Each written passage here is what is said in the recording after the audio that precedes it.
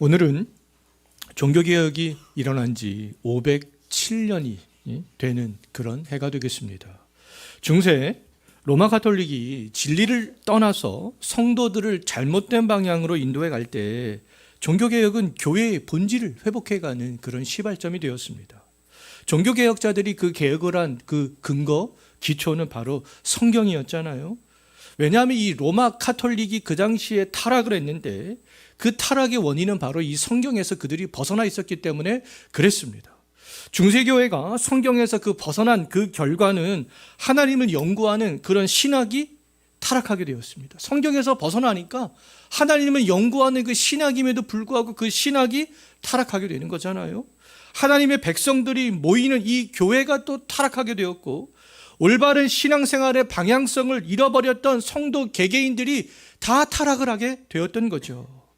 중세 천년을 우리가 암흑의 시대 그렇게 이야기를 하는데, 이 로마 가톨릭이 지배했던 중세 천년은 이 교회의 쇠퇴가 사회의 쇠퇴까지 가져왔기 때문에 그렇습니다. 교회가 쇠퇴만 한 것이 아니라 정치, 사회, 경제, 사회 전반적으로 다 타락하고 쇠퇴하게 되었던 거죠. 16세기 종교개혁은 암흑의 시대를 밝히는 아주 큰 하나의 빗줄기가 되었던 거예요. 16세기 종교개혁은 병들고 죽은 영혼과 가정과 교회에, 그 사회에 생명력을 불어넣는 그런 사건이었던 것이죠. 안타깝게도 오늘날 교회는 종교개혁자들이 불어넣었던 생명력들을 그런데 많이 잃어버렸습니다. 오히려 세상이 교회를 걱정하는 그런 시대가 되었고, 성도가 성도를 하나의 예수 그리스도 안에서 연합된 성도로 신뢰하지 못하는 그런 시대가 되어져 버렸잖아요. 오늘날 교회는 그 어떤 시대보다 또 많은 것들을 하고 있습니다.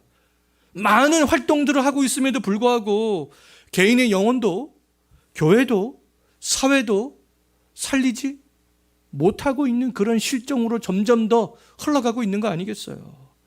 종교개혁 시대를 우리가 생각을 해보면 그 시대에는 멋진 찬양 예배, 지금처럼 해마다 가는 해외로 떠나는 단기 선교, 문화 선교, 전도 집회, 각 세대들이 세대에 맞게 드리는 그런 예배, 어떤 성도들이 취미 활동에 따라 모이는 그런 모임 등 그 어떤 것도 없었어요. 종교개혁 시대에는 그런 것들이 하나도 없었습니다. 그럼에도 이 종교개혁 시대의 교회와 성도들은 그리스도의 사람으로 힘차게 변화되어 나갔고요. 교회는 그 시대에 타락한 로마 가톨릭과 구별되어져 갔습니다. 오늘날 교회와 성도들은 종교개혁 시대에 없었던 것, 하지 않았던 것, 그 수많은 것들을 하고 있죠. 그럼에도 현대 교회는 중세 교회처럼 빛을 잃어가고 있어요. 성도 개개인들은 이 세상에서 빛과 소금의 역할들을 감당해 나가지 못하고 있습니다. 대부분의 활동이 교회 안에만 이거는 머물러 있기 때문이 아닌가. 중세 교회도 그러했거든요. 중세 교회는요, 모든 신앙의 에너지들을 다 교회에만 집중시켰습니다. 성직자에게, 교회 중에서도 성직자에게만 집중을 시켰고, 또 멋지게 성당을 건축하는데 거기에만 에너지를 다 집중시켰던 거죠. 그 시대에는 신앙이 좋다라고 평가를 받는 사람들일수록 세상과는 담을 쌓고 세상과는 분리되어져 나갔습니다. 세상과 분리되면서 그 사람들이 강조한 것 가운데 하나가 뭐냐면 영성이에요. 영성. 영성을 강조하면서 세상과 분리되면서 그들은 그렇게 살아갔습니다. 영성을 위해서 세상과 단절되는 것을 그들은 선택했던 거죠. 영성을 위해서 세상과 단절된 사람들은 수도원으로 들어갔습니다. 세상과 담을 쌓고 수도원으로 그렇게 들어갔어요. 중세 천년 동안 신앙이 좋은 사람들은 다 어디 있었습니까? 다 수도원에 있었어요. 다 수도원에 있습니다. 자기 영혼을 깨끗하게 한다는 그런 미명 아래 신앙이 좋은 사람들은 전부 다 수도원에 들어가 있었습니다. 세상에 있는 사람들보다 그럼 수도원에 있는 사람들이 영성이 더 좋은 사람들로 평가를 받았던 거죠. 수도원으로 들어가서 종교 생활에 집중하면서 자기의 영혼을 갈고 닦고 강건하게 하는 것이 영성이 좋은 사람이라고 평가를 받았습니다. 수도원에 들어간 사람들은요, 세상과는 분리된 채 자기들만 모여서 예배를 드렸고, 자기들만 모여서 먹고 살 수 있는 노동을 했고, 자기들만을 위해서 학문에 매진했어요. 세상과 단절된 채 수도원에서 자기들만의 그런 삶들을 살아갔던 것이죠. 근데 반면에 종교개혁자들은 어떠했는가? 이 종교개혁자들은 그렇지 않았습니다. 바른 진리의 말씀을 깨달았던 그 종교개혁자들은요, 수도원에 있다가 어디로 갔어요?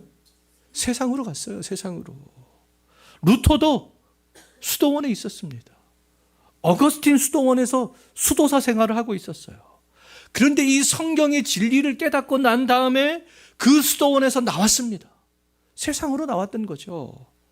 세상을 즐기기 위해서 세상으로 나왔던 것이 아니라 그 세상에서 하나님의 영광을 드러내는 삶을 살기 위해서 나왔던 거예요. 자기들만의 리그에서 이것이 아니구나.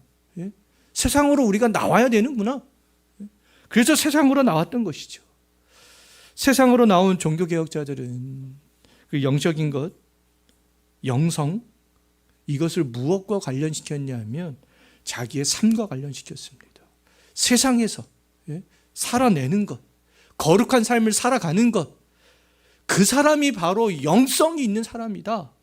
이렇게 생각을 하게 되었던 것이죠.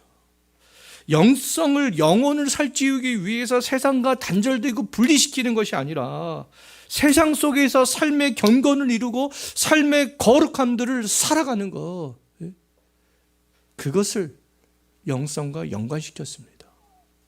사도 바울도 그러했죠. 유대교 안에 머물러 있던 사도 바울은 세상으로 나아갔잖아요. 세상에서 삶의 경건과 삶의 거룩을 이루어갔습니다. 그런 삶을 살아냈던 거잖아요. 그리스도인으로서 인내했고, 말씀 안에서 기뻐하는 삶을 살았고, 언제나 경건한 삶들을 살았고, 어디에서나 하나님이 거룩한 것처럼 하나님의 백성으로서 그 거룩함들을 유지해 나갔던 것이죠. 어디에서요? 수도원에서요? 유대교 안에서요? 아니에요. 삶의 현장에서. 그렇게 살아갔던 거죠. 중세의 영성과 신학은 세상에서 분리된 자기 자신과 수도원 안에 있는 사람들을 위한 것이었지만, 이 종교개혁의 영성과 신학은요, 세상 안에서의 거룩성으로 나타났고요, 세상에 있는 사람들을 향해서 적극적으로 나아갔습니다. 종교개혁의 후예들인 오늘날 우리 성도들이 해야 되는 일들은 그럼 교회 안에만 머물러 있어서는 안 되는 거 아니겠어요? 교회 안에만, 에너지를 교회 안에서만 집중시켜서는 안 된다라는 겁니다. 종교개혁의 정신은요, 세상으로 나아가는 거예요. 우리가 창세기 2장 할 때도 살펴봤잖아요. 우리 안식, 하나님께서 기뻐하시는 일들, 6일 동안은 세상에서 삶의 현장에서 노동을 하면서 그 가운데 하나님의 영광을 드러내는 것이죠. 거룩한 삶들을 살아내는 것입니다.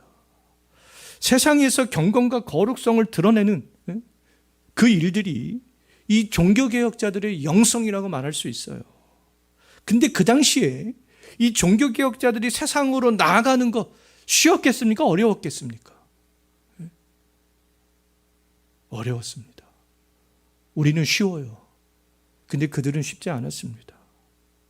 중세의 로마 카톨릭이 이야기했던 영성과는 다르게 세상에서 어떤 경건성과 거룩성을 나타내려고 하면 그 당시에 거대한 권력의 집단이었던 로마 카톨릭의 핍박이 있었고요, 그들로부터 죽음이 기다리고 있었습니다. 루터와 칼빈도 이 로마 카톨릭으로부터 추방을 당했고 쫓기는 신세로 그렇게 살아갔어요. 프랑스에서 태어나고 살았던 칼빈 같은 경우에도 스위스 제네바로 그렇게 망명 생활을 떠났던 것이 아니겠습니까? 루터와 칼빈은 추방당해서 그렇게 쫓기는 삶을 살면서도 세상을 향해 나아갔습니다.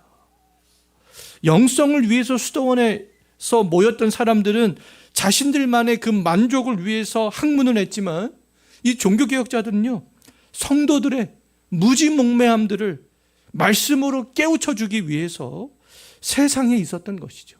세상을 향해서 나팔을 불었습니다. 말씀의 나팔을 불었던 거예요. 바울이 하나님의 말씀으로 잠자고 있던 영혼을 깨웠던 것처럼 그 루터와 칼빈도 그 설교를 통하여서 또 여러 글과 그 논문들을 통하여서 바른 믿음에서 벗어나 있던 성도들을 이제 바른 믿음으로 인도하기 시작했습니다. 루터는요, 지금도 많은 사람들에게 일키워지고 있어요. 500년이 지났지만 지금도 많은 사람들이 읽고 있습니다. 루터는 성도들의 영혼을 깨우기 위해서 그 당시에 세 개의 아주 대표적인 논문을 기록하여서 발표했습니다. 그 첫 번째 논문이 뭐냐면 교회의 바벨론 포로예요. 교회의 바벨론 포로. 이 논문을 통해서 로마 카톨릭이 그동안 해왔던 7가지 성례, 그것을 비판하고 오늘 우리가 했잖아요. 이 세례와 성찬, 이 세례와 성찬만이 성경에서 말씀하고 있는 성례다. 이것을 강조했습니다.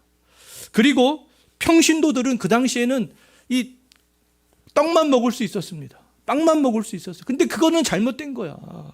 모든 평신도들에게도 빵과 포도주를 함께 제공해야 된다. 이런 글들을, 논문을 기록해서 모든 성도들이 빵과 포도주를 먹고 마시면서 예수 그리스도의 그 구속의 은혜를 기념하고 은혜에 함께 참여하도록 그렇게 했던 것이죠. 지금도 로마 가톨릭은 사제들만, 신부들만 잔을 마시는 거 아니겠어요? 근데 그런 것은 옳지 않다라는 것이죠. 자, 두 번째 논문은 독일 기독교인 귀족에게 고함, 이라는 논문을 발표했습니다. 여기에서 만인 제사장주의를 주장했습니다. 성직자와 평신도 다 똑같다, 이거. 직무만 다를 뿐이야. 직분만 달라. 하는 일만 다를 뿐이지 역할만 달라. 똑같아. 그것을 주장했습니다. 그래서 이 성직자와 평신도들 그 사이에는 어떤 차이도 존재하지 않는다. 이것들을 주장하면서 귀족들을 일깨우고 성도들을 일깨우기 시작했어요. 세 번째 논문은 그리스도인의 자유에 대한 논문을 또 썼습니다. 그리스도인의 자유는 선행이나 공로 등 외부에서 오는 것이 아니다. 그 당시 로마 가톨릭 선행이나 공로를 상당히 강조했잖아요. 근데 그리스도의 자유는 그런 것에 있는 것이 아니야. 믿음에서 오는, 우리의 믿음에서 오는 것이고, 그 믿음에서 오는 자유는 이웃을 섬기는 것으로 그 책임이 수반한다. 이런 글들을 써서 널리 알렸던 거예요. 칼빈도 기독교 강요를 작성하여서 그 당시에 프랑스에서 박해를 받고 있던 그리스도인들을 변호하고, 우리가 믿는 하나님, 우리가 믿는 신앙, 이런 거야. 그것을 변호했습니다. 그리고 종교개혁이 주장하는 그 교리들을 체계적으로 잘 설명을 했던 것이죠. 또 이 기독교 강요를 완성한 다음에 그 당시 프랑스 왕이었던 프랑스와 1세에게 그 기독교 강요를 헌정했습니다. 왕이시여, 이것 좀 봐주십시오. 칼빈이 왕에게 그것을 헌정했던 것은 박해받는 그리스도인들에게 우리가 믿는 신앙은 이런 것입니다. 그것을 드러내고 좀 종교적인 관용을 베풀어달라. 그것을 탄원하기 위해서 그 왕에게 헌정했던 것이죠. 또 스위스 제네바에서 칼빈은요, 제네바 의회와 함께 제네바 교회 헌법을 만들었습니다. 그래서 제네바 시민들 그 삶을 하나님의 말씀으로 그렇게 살아가도록 또 그런 일들도 했어요. 또 칼빈은 직업 소명서를 주장하여서 성도들이 어떤 직업을 가졌든지 하나님의 영광을 위해서 최선을 다할 수 있도록 했습니다. 그래서 그 칼빈의 영향, 이 직업 소명서의 영향 때문에 우리가 지금도 소위 말하는 장인 정신, 명품들이 그 당시부터 이렇게 탄생하게 되었던 거죠. 이 칼빈의 이 직업 소명설에 영향을 받은 성도들이 네덜란드, 독일, 스위스, 영국에서 이제는 산업과 과학과 예술, 명품, 뭐 이런 것들을 이제 그 당시에는 명품이 아니었지만 그런 것들을 발전시켜 나갔습니다. 오직 성경과 믿음에 기초한 이 루터와 칼빈은 사도 바울처럼 위기 가운데 있었지만 망명자, 도망자, 추방자의 삶을 살아갔지만 당시 사회 종교 주축인 로마 가톨릭에게 쫓기는 삶을 살았지만 이 세상으로 나아갔던 거예요. 글로 나아갔습니다. 말씀으로 나아갔지요. 경건한 삶으로 나아갔던 거예요. 말씀과 글로 변화되었던 그 성도들은 이제 하나님의 신실한 백성으로 살아갈 수 있게 되었습니다. 교회를 견고하게 세우는 일에 동참하기 시작했고 하나님이 주신 그 직업을 통하여서 세상도 발전시켜 나가게 되었어요. 종교개혁자들과 종교개혁자들에게 영향을 받은 성도들은 이제는 세상 속에서 삶의 현장에서 영성을 구현해 나가게 되었던 거죠. 부흥과 개혁사에서 출판된 마이클 호튼의 책 개혁주의 기독교 세계관이라는 책이 있습니다. 그 책을 보게 되면 종교개혁의 영향을 받았던 그 그리스도인들이 그 당시에 세상에서 사회의 각 분야를 어떻게 발전시켜 나갔는지를 잘 설명하고 있어요. 종교개혁 이후에 그리스도인들이 사회와 가정과 이 교회를 어떻게 변화시켰는지 그 책에 있는 내용들을 제가 몇 가지로 좀 소개를 해드리도록 하겠습니다. 중세 천년은 처음에도 말씀을 드렸지만 수도원 중심, 교회 중심이었기 때문에 모든 사회가 모든 것들이 발달을 할 수가 없었습니다. 근데 이 종교개혁자들로 말미암아 이 세상으로 나아가는 그것들을 가르침으로 말미암아 이제 중세 천년하고는 비교도 안 될 정도로 이제 세상이 빠르게 하나님의 말씀의 토대 위에서 발전해 나갔던 것들을 잘 알 수 있어요. 중세교회는 가정을 등한시하고 수도원에서 개인적인 영성에만 집중을 하는 사람이 영성이 좋은 사람으로 그렇게 생각을 했지만 종교개혁 이후에는 이제 달라지게 됩니다. 가족을 최선을 다해서 부양을 하고 가정의 경건을 위해서 가정예배를 드리고 가족 구성원들의 행복을 추구하게 되었던 것이죠. 이 가정이 중요하구나, 가정이. 그런 변화를 맞이하게 되었던 거예요. 또 중세 교회의 미술은요, 신앙을 교육하기 위한 교회 중심적인 미술이었습니다. 다 성화. 그런데 이 종교개혁 이후에는 현재의 우리의 삶을 표현하는 것도 하나님께 영광을 올려드리는 거구나. 그것들을 생각하게 됩니다. 종교개혁 이후의 미술이 이제 성화 중심에서 삶을 표현하는 미술으로 이제 변화가 되기 시작합니다. 대표적인 화가가 네덜란드의 렘브란트가 되겠는데요. 렘브란트는 이 성경의 내용뿐만 아니라 일상의 삶을 이제 그림으로 표현하기 시작하는 것들을 잘 볼 수가 있어요. 이렇게 사회 곳곳에서 이게 발전해 나가는, 개혁이 되어져 나가는 그런 모습을 볼 수 있다라는 것이죠. 또 중세 교회의 음악은요, 종교적인 것에 국한이 되어져 있었습니다.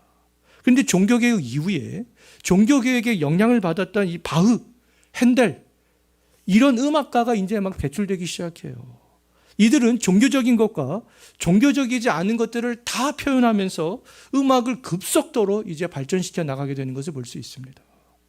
중세의 문학과 예술은 다 천국과 지옥 같은 종교적인 교훈에만 그렇게 치중이 되어 있었지만 종교개혁 이후에는 그 종교의 영향을 받은 사람들은요, 셰익스피어 같은 사람들, 그들의 이제 시곡이 극장에서 막 상영이 되어지기 시작했고요. 정치적인 글들이 막 나오기 시작했고, 이제 세상을 표현하는 그런 시들이 막 나오기 시작했고, 세상에 있는 일반 주제에 관련된 글들이 막 쏟아져 나오기 시작했습니다. 또 중세의 과학은 천동설의 오류를 지적하고 지동설을 주장했던 코페르니쿠스의 사건에서 잘 볼 수 있듯이 교회가 과학 위에 그렇게 군림해 있었지만 종교개혁 이후에는요, 이제 사람들의 시각이 변하기 시작하는 거예요. 성경은 과학을 위한 교재가 아니라 구속 역사를 기록한 책이구나. 그것을 강조하면서 이성과 경험으로 세상을 탐구하기 시작했습니다. 그러니까 과학이 급속도로 발전해 나갈 수밖에 없게 되는 것이죠. 칼빈도 천문학을 우리가 비난해서는 안 된다. 그렇게 이야기했습니다. 청교도들은 그 당시에 오늘날 과학의 산실인 영국의 학술원까지 창립을 하기도 했습니다. 과학을 급속하게 이제 발전시켜 나가게 되는 것을 볼 수 있어요. 또 중세는 굉장히 교육을 등한시했습니다. 근데 종교개혁 이후에는 이제 신앙 교육뿐만 아니라 세상 학문을 가르치기 위해서 공교육 제도를 확립하기 위해서 아주 힘쓰는 것들을 볼 수 있어요. 루터는요, 남녀가 의무적으로 공교육을 받을 수 있도록 독일의 공교육 제도를 확립합니다. 칼빈은 자녀를 교육하고 준비시킬 대학의 설립들을 막 주장해 나가는 것들을 볼 수 있어요. 근대 교육의 아버지로 불리우는 이 코메니우스라는 사람이 있는데, 이 코메니우스도 공교육의 기회를 누구에게나 다 제공해야 된다. 그렇게 주장하기 시작했습니다. 이처럼 종교개혁자들과 이 종교개혁의 영향을 받은 이 많은 성도들은 말씀의 터 위에서 세상으로 나아갔던 거예요. 세상에서 경건성들을 이루기 시작했던 겁니다. 세상으로 나아가서 사회의 모든 것을 다 개혁하면서 발전을 시켜 나갔던 것이죠. 하나님께서 창세기 1장에서 명령하셨던 그 문화 명령들을 이제 바르게 수행해 나가게 되었던 거예요. 오늘날 여기 있는 우리들은 누구의 후회 드리겠어요? 중세 로마 가톨릭의 후회가 아니라 종교개혁자들의 후회들 아니겠습니까? 그렇다면 우리들은 교회 안에만 머물러 있어서는 안 된다라는 거예요. 우리의 어떤 신앙의 에너지를 이 교회에만 자꾸만 집중시키려고 해서는 안 된다라는 겁니다.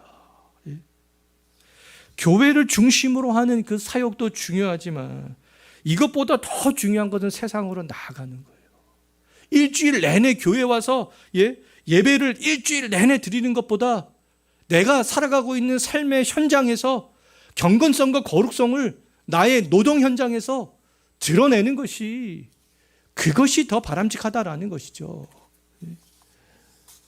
우리 성도들의 주 사역의 장은 세상이 되겠습니다.